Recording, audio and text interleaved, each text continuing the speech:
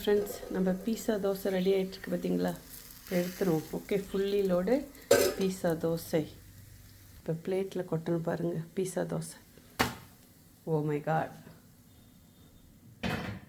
சும்மா அப்படி இருக்குது. சாப்பிட்டு பார்த்துருவோமா? செம்ம சூடு சூடு. Oh my god. சாப்பிடுவோமா?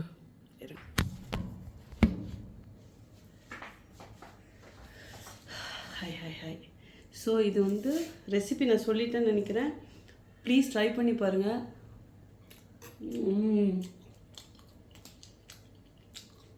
பீஸா கேட்குற குழந்தைங்களுக்கு இந்த மாதிரி செஞ்சு கொடுங்க.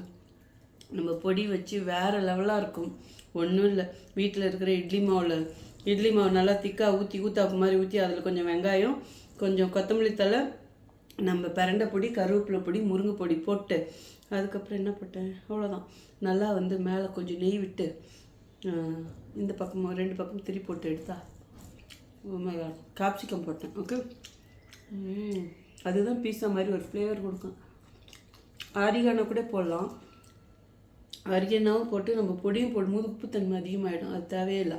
அரிகானாவுக்கு அதில் தான் நம்மளோடைய பிரண்டை பொடி இதெல்லாம் போடுறோம். ஓகே, சத்தியமாக சொல்கிறேன், அவ்வளோ சூப்பராக இருக்கும்.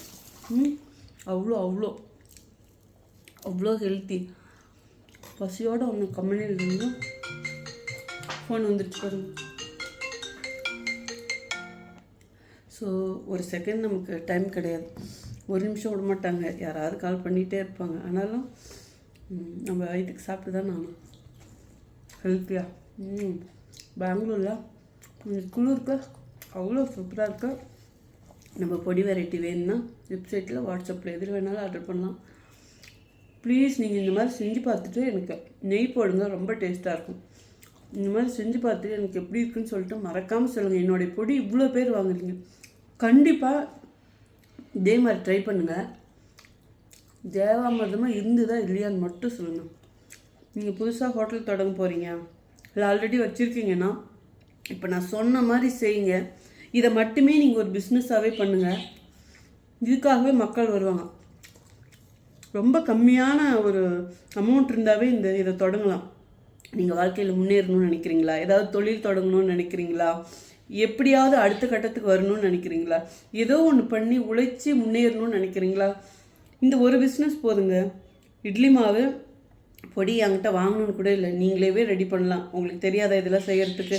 ஸோ பொடி பண்ணிவிட்டு இந்த மாதிரி இப்போ நான் எப்படி செஞ்சேனோ அதே மாதிரியே செஞ்சிங்கன்னா வேறு மாதிரி இருக்குங்க.